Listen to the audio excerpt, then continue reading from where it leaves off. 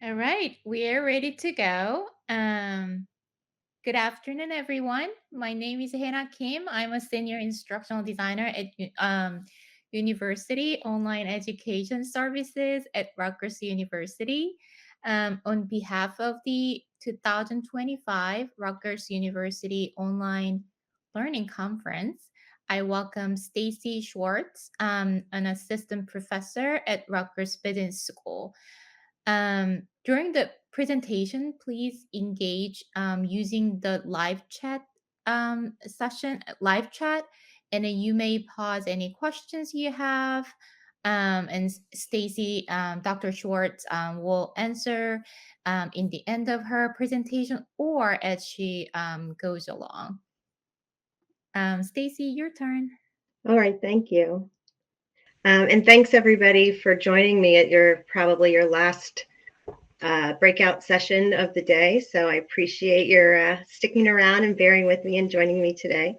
So in the spirit of my topic, which is maximizing online student engagement through case-based learning, I thought I would start off with a simple case.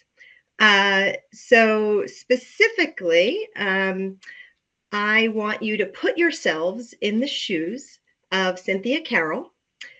Cynthia is the CEO of Anglo American, which is one of the world's largest mining companies. And this is a picture of a mine just to get yourself there mentally.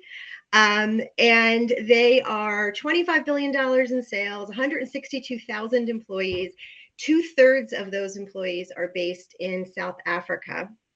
And just 4 months into your new job as CEO, unfortunately, you have learned the awful news that there has been another fatality inside one of your mines in South Africa.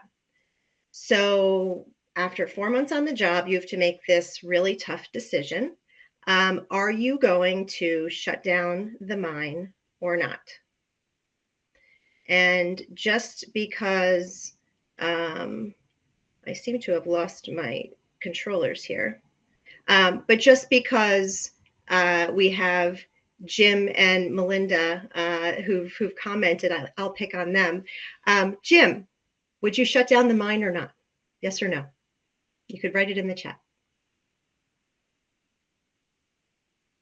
Who the hell knows, right? You have no idea. Very limited information. Now, what if I told you that not only do you have to decide if you're going to shut down the mine or not in a classroom like this, but you also have to be on the hook for about 15 minutes explaining why you made that decision to shut down the mine or not.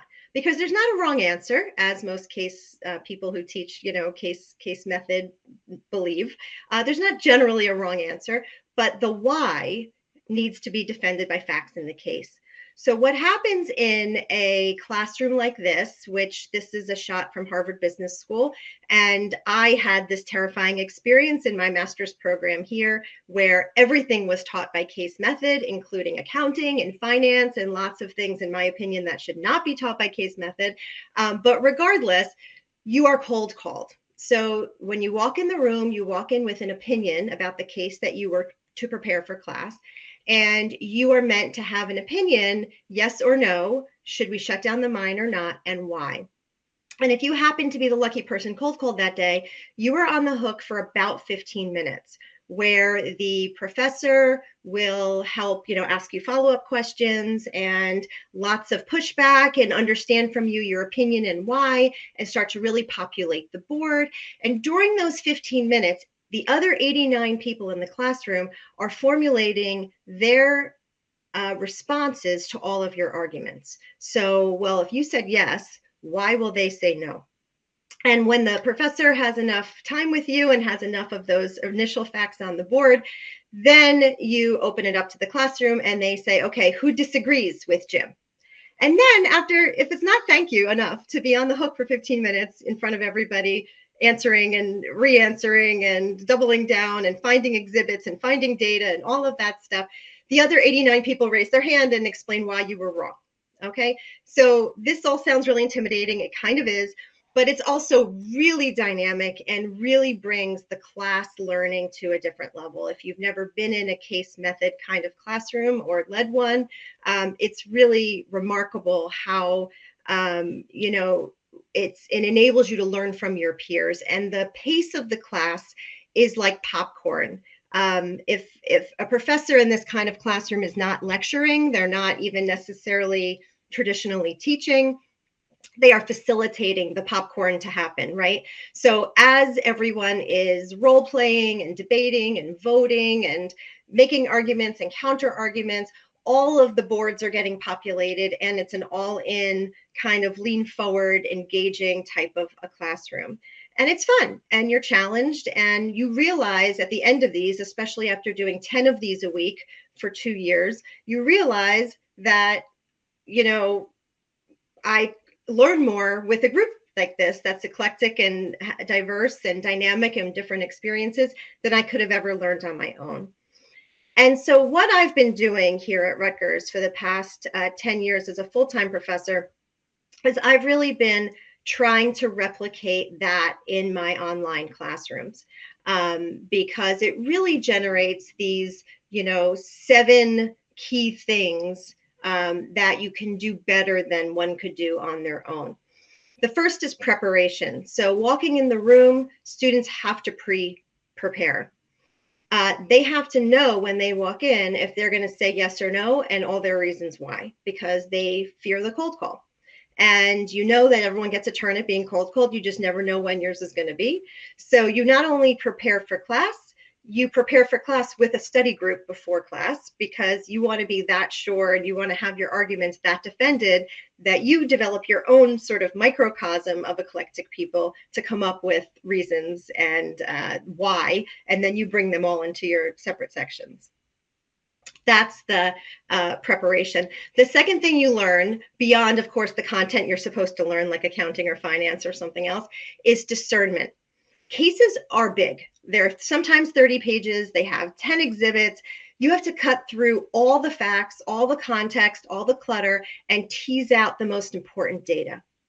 So how do you decide yes or no? Well, there's a lot of information in there. I have to be able to look through the forest, see the trees that I need to make this decision, and make a decision kind of quickly because I'm being cold called, right? So there's a lot of information in the case that you can't digest fully. So you have to, with all of this information, pick out the most important. The third thing is bias recognition. After, 10 of these a week for multiple years, you start to realize, when I read these kinds of cases, I always come at them from a certain perspective. I come at them, for myself, coming from a marketing background. So I'm going to think about the customer maybe first before someone else is thinking about the employees first. I come at every case as a woman, right? I come at every case being from America or being white. So I start to realize only through this sort of dynamic nature of the whole room contributing and everyone taking turns and doing a lot of active listening and, having strong opinions that you have to make really quickly, I've come to realize my own biases better, and the fact that a more diverse team comes to a better conclusion. My judgment improved through this whole process. I have to take on the role of a protagonist. I have to make, an argument with very limited information, only based on the knowledge in the case, because I don't have knowledge of mining. I don't know about you guys, but I know nothing about mining. So I have to sort of take what's there and make a decision. Collaboration. I mentioned the popcorn piece. Well, that's the give and take. That's the who disagrees, with Jim and why. And, could we see someplace in the middle that we both agree? And well, what would be the implications for the shareholders? You really coming together to figure out this problem from multiple levels. And then finally, curiosity and self-confidence. So curiosity, just because every, week, every session, we're talking about different industries, you're putting yourselves in a different position, and self-confidence because it's a real stretch. So to think of yourself when you're in school as a CEO, like you would trust what I would guess, what I would think I might do when I'm a CEO. I don't think I'll be a CEO maybe ever, or maybe in 20 years, but the fact that you're asking me to step up into someone else's shoes that are much bigger than mine to fill, uh, gives me a lot of confidence in my decision making. So with that, I have been very focused on trying to replicate that as much as possible in my online classrooms. And that would include both synchronous classrooms as well as asynchronous classrooms. So, synchronous, obviously, we all taught these during COVID, but I taught some synchronous prior, and asynchronous, in addition to teaching a few classes in an asynchronous program. I'm the program director of a Master's of Science program in digital marketing, which is a fully online, fully asynchronous program. So I'm involved in not only the development of my classes, but also the development of all of the courses in our program. So I think about this a lot, and I want to try to replicate not only the dynamic learning, but also all of those things on the previous slide, the collaboration and the engagement and the self-confidence and all of that. So I have some tips that I put together. First about the synchronous environment, and then about asynchronous. And then I have some sort of key takeaways that pertain to both. So open to your questions. I can probably look at them as I talk or save them till the end. Totally up to you guys, but feel free to write them as you think of them. So starting with synchronous, the four key things that I sort of theme my advice down to is class engagement, whiteboarding, breakout rooms, and grade incentives. And you'll see grade incentives take another appearance on the asynchronous as well.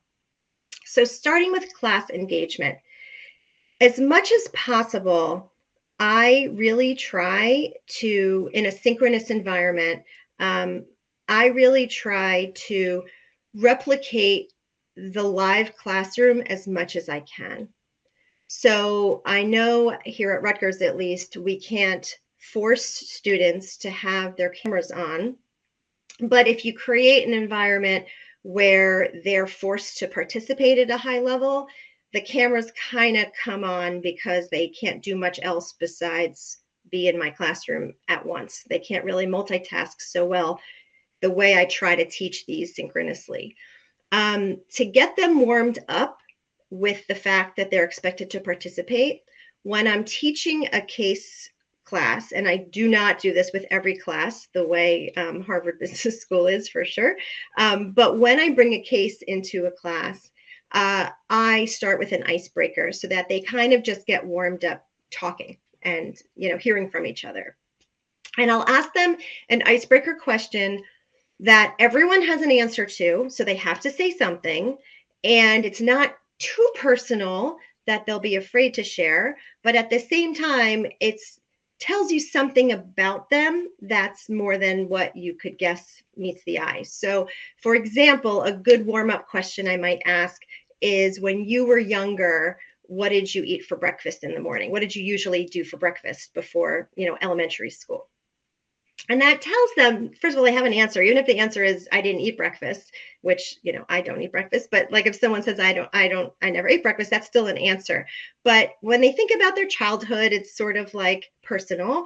And if they were someone that, who woke up super early or woke up super late or didn't have two parents in the home, like it shares something personal about them, sort of, as much as they want to, but in a very benign way. So, my mom was working, so I just grabbed a donut or something, so like the way people share is just something interesting and personal enough, just to sort of whet their appetite for talking. Then I do usually at Rutgers, because cold calling and case method is not like in the DNA of this place, I will do warm calls. So what that means is the day before, I will ask someone to open up the case the next day. So they've been given a heads up. They're not completely caught unawares with that sinking feeling of like, did she just call on me? The way Jim might have felt for that second that I asked him if he was going to close the mine. And they feel like they're on the hook, though, because they are being asked to prepare in front of their peers. And so knowing that any of them could be warm called, the students help each other out a little bit by being prepared, so that when the person talks for 15 minutes, or I do 5 or 10 minutes, then someone else will have the courtesy of being able to respond to what they said in a meaningful way. So that kind of puts them on the hook a little bit more to help each other out. I do a lot of real-time polling. I try to replicate the raising of the hands or the emoji, like clap if you, thumbs up if you agree with him, just things that keep them connected the same way I would use real-time polling, like echo poll in a class, in a live class. So just ways to keep them more connected to the content, having to do something and give some feedback. I also like to use multimedia as much as possible, just to break up the time so that it's not just all hearing from each other, but you can also hear directly from the case protagonist. And here's a video about, the Anglo-America or about mining, just so that they can feel more like in the moment and in the part and play along. And sometimes video helps with that. The next tip is whiteboarding. Now, there are a lot of technology tools out there for whiteboarding. On the right of this slide here, I have a setup that you can watch this video if you like. Frances Fry is one of my favorite professors. I follow everything she does. And she does a lot of online asynchronous case teaching. And she has a very sophisticated setup. And she loves the tech of it. She has a whole soundboard you can see. And she gives tutorials on what her setup looks like. And you can see the result is she's got 3 screens showing at any given time. She has her face, she has her whiteboard or her blackboard, which is her tablet, and she has a multimedia case of some sort, video, imagery running so that you can feel like you're in the moment of the case. This is, to be honest, a little too tech savvy for me. I would be fiddling around with this stuff while I'm in the moment of trying to teach. And I personally want to focus on the teaching. And this doesn't come as natural to me. So I'm really old school simple with this, but it still does the trick. I will pull up, if not the Zoom whiteboard, I will pull up Excel or PowerPoint or Word doc even, and I will just start writing the stuff they're saying as they're saying it on the board. So I'm basically creating a board through the share screen, feature of Zoom. And in the case of this particular screenshot here that you can see, I pre-populated, I pre-made a grid because I knew I wanted their comments to populate a grid at the end of the day. And as they talked about, new features, I created new rows. And then I populated them as they spoke. And then after the class was over, I had a finished blackboard, if you will, just like as if we were an in-person classroom, that I then was able to upload to Canvas. And so they had all the notes from the board after we were done talking. So low tech, but really did the trick and gave them really organized notes at the end. The third tip I would have about synchronous case method teaching is to use the breakout rooms. So depending upon how large my class is, if it's like 20 people, I probably don't need a breakout room because there's enough back and forth that I can try to keep everybody engaged. But if it's much bigger than that, I sometimes try to do a breakout room where I will have separate groups of 2 to 4 develop their own solutions to the problem in the case, and then maybe come together and then go around the horn and each person sort of presents something new that they haven't heard before. Sometimes I will ask them to each group to tackle a different aspect of the same case, or other times I will I'll split the class down the middle, and I'll have half the class prepare a case on company A and the other half prepare a case on company B. And then when we talk about, I don't know, like if we're talking about some concept of marketing, if we're talking about social media or something, I will have the breakout rooms be comprised of 2 people who read company A and 2 people who read company B. And their job is to teach each other about the cases. And then together as a group of 4, come up with some key takeaways that both companies did to, this end about social media. And so that way, when we come back in, we're not necessarily hashing out the details of one case and then another case altogether, but we're all sharing the key takeaways that these smaller breakout groups came up with. And then we're using the different case studies as examples of how they were used in the real world. But it puts these participants on the hook to participate, because now they're being asked to teach someone else in the class before they come together and represent. And then the fourth way, that's always a goodie, is to reward participation. And this is really the currency that keeps them all in the game, which is, first of all, I want them to spend more time preparing for cases than they would any other type of assignment. And so to make that clear that they are meant to do more rigorous analysis and back up their opinions with evidence from the case and spend the time doing that, I either make cases their own discrete assignment category, so that if they aren't performing well in the cases, they're going to see that visually, that bucket of assignments is low. Or I lump it in with all the other assignments, but I weight it heavier. So if they get 100 points on their other assignments, they would be given 150 for this type of assignment. I want them to visually see that this is a more rigorous preparation and that they should spend the time on it. In a in-person classroom or in a online synchronous classroom, I use, for cases at least, if not for every class, certainly for cases, I try to use some variation of a peer evaluated participation grading program. And when students know they're being evaluated by their peers and that everyone is on the hook to speak, they tell us at the end of the semester that they feel more comfortable speaking because it's leveled the playing field. They don't have to worry about how they sound. They don't have to worry that their opinion doesn't matter as much as someone else's. And they know that we're rewarding not just frequency of speaking, but the quality of what you're saying, and that your peers are evaluating you. And so you want to reciprocate. So you want them to evaluate you well, and so you want to perform well. So there's this sort of community connection and obligation to perform. The model that I'm going to show you is just one model. It was created by a professor at the business school, John Ousley, and I use kind of a version of this where I might, depending on how large the class is, I may ask 3 or 4 students to serve as evaluators for that session. When you serve as an evaluator, you automatically get full credit for participation that day. You don't have to participate in the case discussion. And we rotate who becomes an evaluator. So they all have a turn.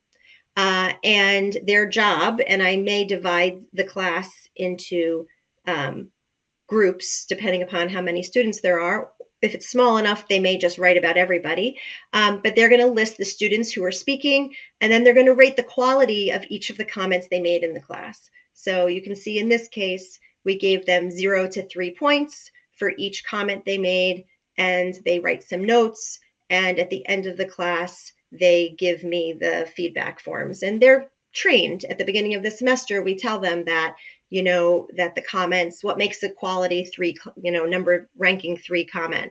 It's got to be, backed by evidence. It has to bring the conversation further. It has to address what someone else in the class has already said and either build on it or refute it. And so everyone is on the hook for having to participate, which keeps their cameras on and keeps them engaged because they know that it'll come out in their grade. Just going to see before I dive into, okay, no questions yet. So I'll dive into the asynchronous environments. And here I have, you don't engage with the class as much. You can engage with the class, but it's obviously not live. It's asynchronous. So I want to get you engaged with the case first. And I have to do that in a way that, engages the student with the content and not just with their classmates. So it's more important for them to be really engaged with the content than it is in the synchronized environment, because we're all together at the same time. So they have to engage with the case, they have to engage with each other, and I do that through partner work and through online forums. And again, I push the grade incentives to try to promote, for them to understand the currency of grading is the heaviness of the type of assignment. So starting with case engagement, it's more important here for me to do some illustration through multimedia and through videos and context setting, that I set the stage for the case. So I don't just dive into the case the way I did in this session with a picture of the mine and give you the scenario. When it comes to online asynchronous, I give them context first. So like, here's why we're talking about this today. Here's what it has to do with the rest of the course, where we came from. Here's some stats happening in the industry of whatever we're talking about. And now let's talk about the case, because now you know how it fits in with everything else. So I spend more time on the context setting. And then once the context is established, I think it's more important to share video and multimedia in asynchronous than it even is in synchronous. I like to use it for synchronous, but it's not a must-have. It breaks the class up a little bit. But for asynchronous, I think it's vital that there's some multimedia component so that you can get a real feel more than just the words on the page are going to give you. When I teach cases in an asynchronous environment, I typically slow them down. So when I want to create an opportunity for peer sharing and peer connection first, I'll break the peer part into 1 week and then the class discussion part into week 2. So oftentimes when I use a case asynchronously, I can't just fit it into one class session. I have to stretch it out to 2, just so that everyone has time during the week to get to the first part and peer review each other and talk to each other and meet with their breakout groups. And then the second week, when they've learned from each other, they can share their collective learnings. So I've learned over time that I have to fit them into the course differently. The other thing I've learned really recently, and this is particularly important with asynchronous, but it also relates to synchronous, is that the questions you ask them to prepare about the case have to reflect the reality of Gen AI today. Because just asking like case summary questions or, run some kind of an industry framework or model of this organization based upon the facts in the case, like anyone can do that with ChatGPT. You can ask ChatGPT to run a SWOT analysis for you or a pestle analysis or whatever analysis for you based on this case. And guess what? It knows the case. It knows who wrote it. It knows what year. It knows the summary. It knows the protagonist. You could create a pretty, decent case analysis using Gen AI.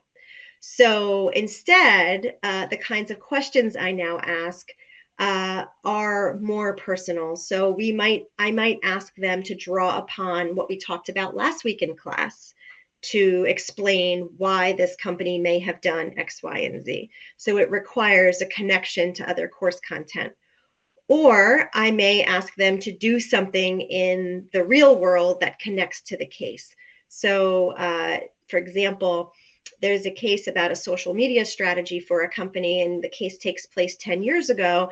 I'm asking the students to go to those social media pages today and talk about the way their posts or the way they might measure the performance of their posts have changed between today versus the time of the case, and to, post a specific example of a post that they're analyzing to come to these conclusions. So it takes a little bit more work for me to figure out the kinds of questions I can ask that actually makes them get into the guts of the case a little bit.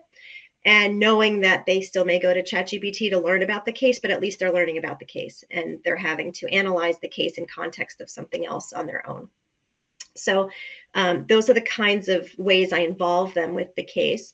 And just as an example, here is the kind of context setting that I do. So before you dive into the case, here's the reality. Here's how much time we spend online. Here's the kind of sites we spend them on. Here's how much ad revenue is generated by these sites.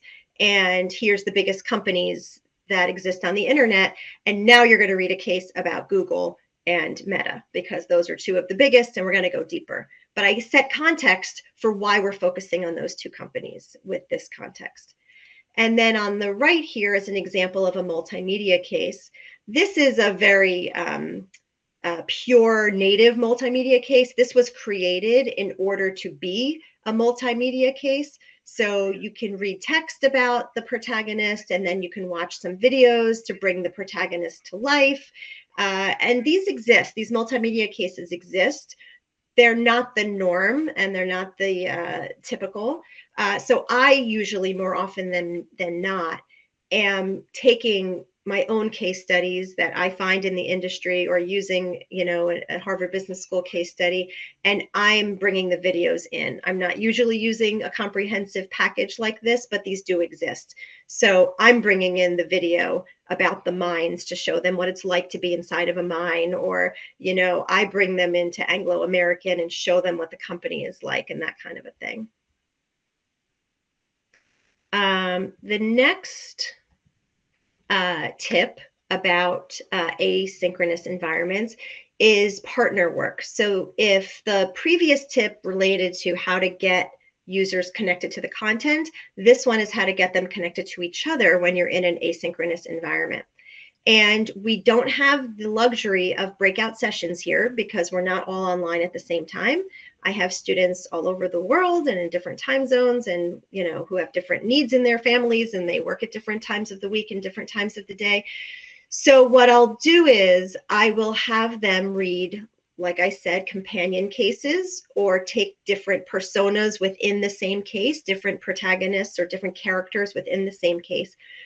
And although I can't set up breakout rooms, I can set up peer reviews through Canvas. And so when they submit their initial case analysis questions, they don't submit them to me. They submit them to their partner who's from the other group. And those pairs will have to read each other's papers and give, feedback. And I encourage them to speak to each other beyond, but I don't require it because it's asynchronous. So sometimes they speak to each other only through the comments of their grade, which is fine.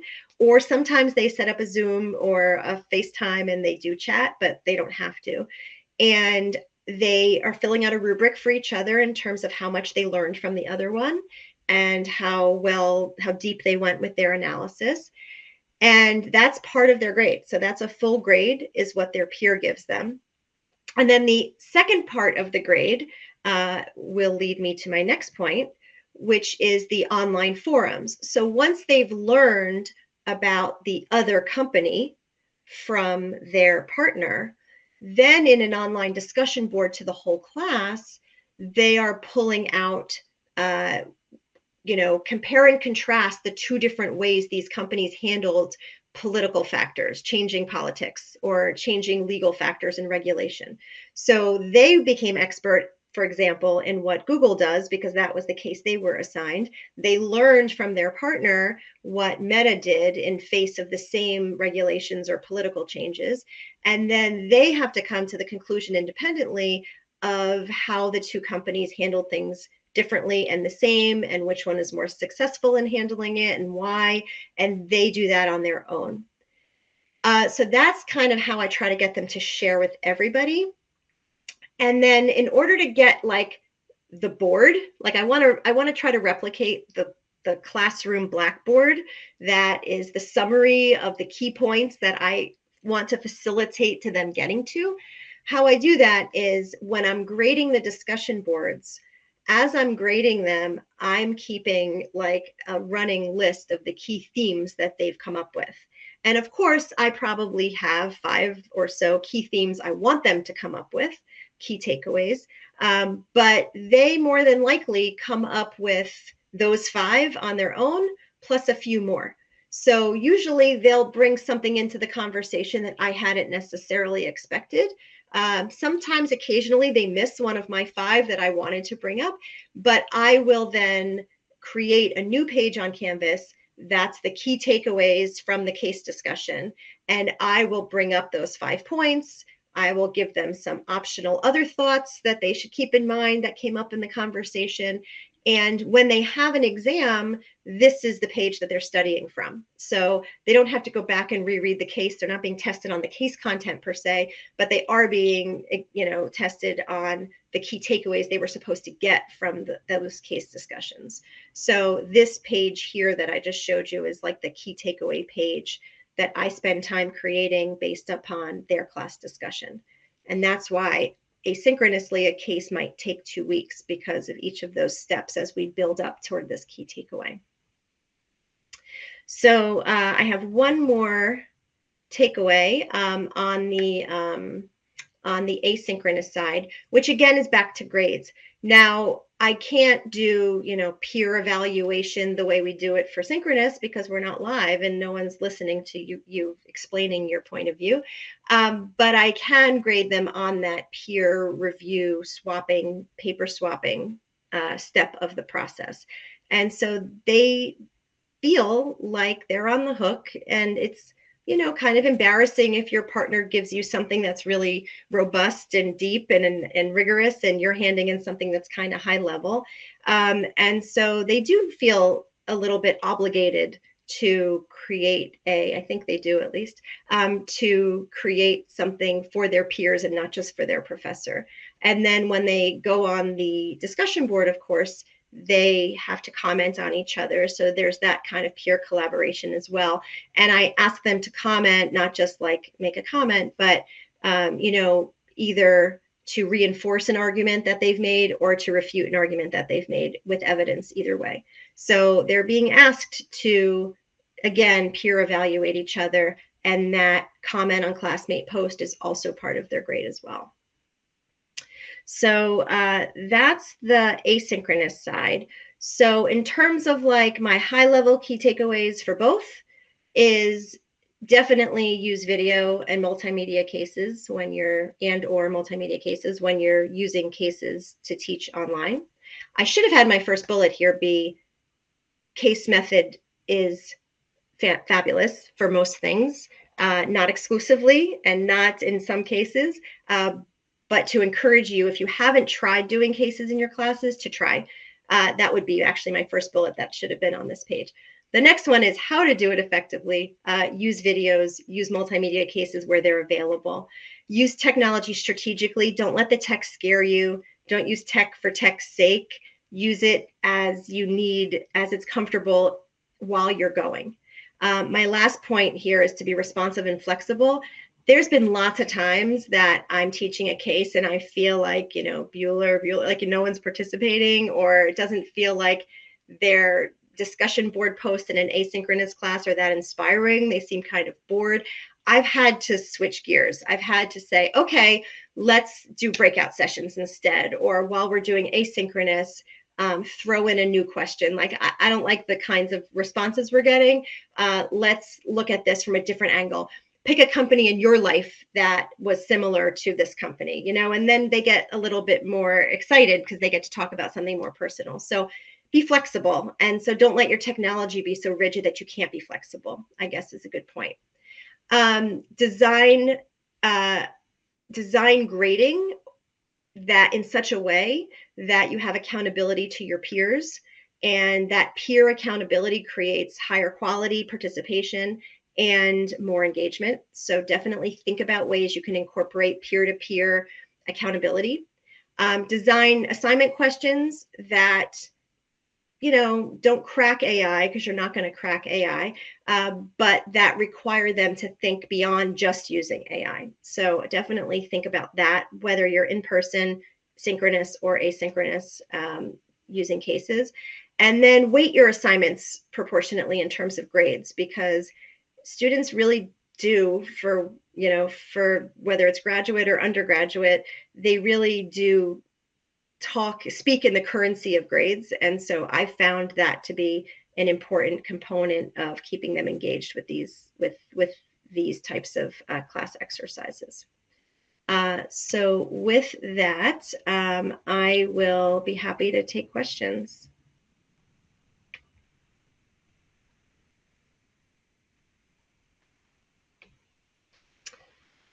So Jim, seems like AI would make it challenging to evaluate was the student prepared on both the synchronous and asynchronous delivery models. Uh, it does. The prepared part, I don't grade separately.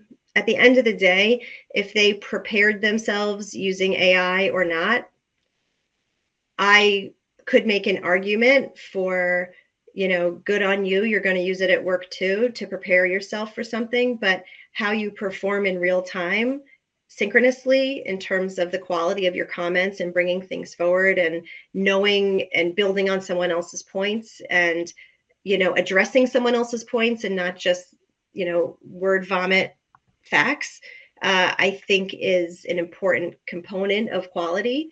And online, being able to incorporate and asynchronously being able to incorporate what their partner taught them and what they taught their partner, I think puts them on the hook for at least sounding like they know what they're talking about.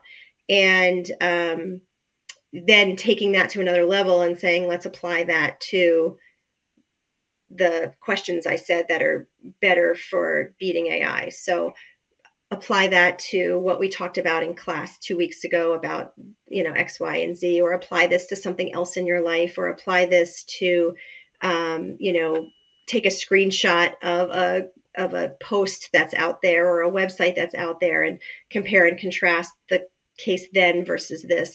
Not to say you can't use AI for that, but it's an application that they'll still learn from. So it is hard to crack AI, but in life, they're going to use AI too. So as long as I can, it's a work in progress. As long as I can keep them thinking and in new ways, even if they use AI to get to the end result, we're all doing it in real time.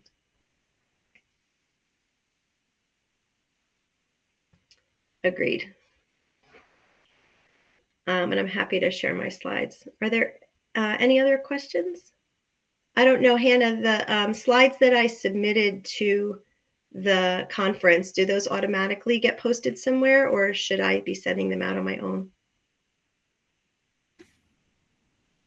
Well, with the other presenter, what we did, she used a Google Drive and she put the slide deck and any other presentation materials through Google Drive. Or I know I just got an email from the um,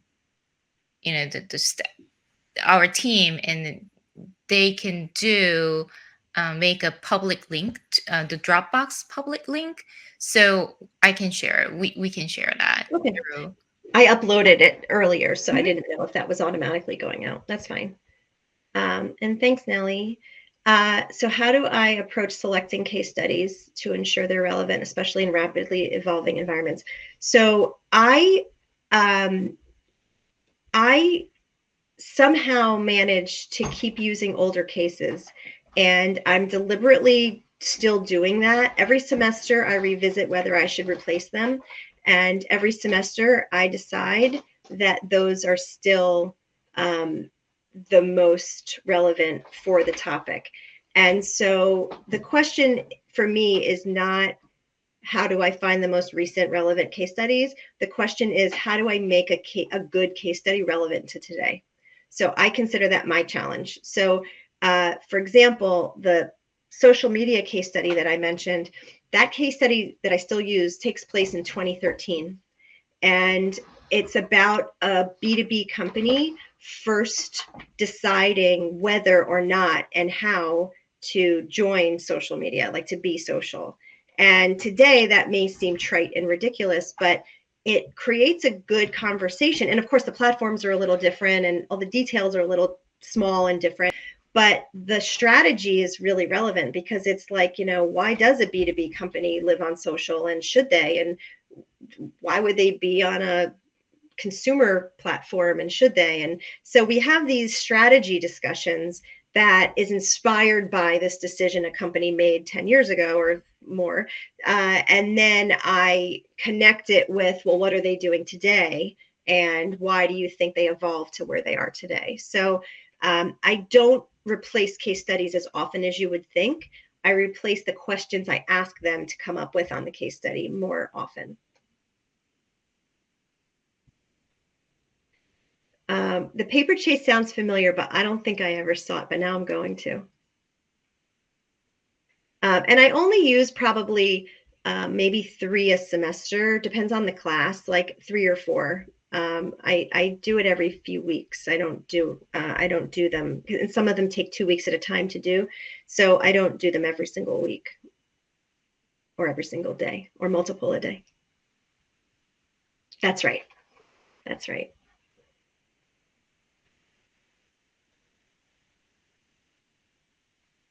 Any other questions?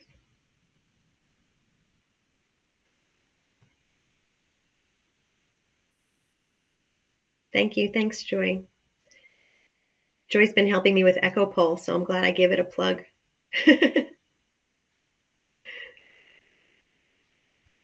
All right. Thanks, everybody. Have a great rest of your day. Happy St. Patrick's Day, too.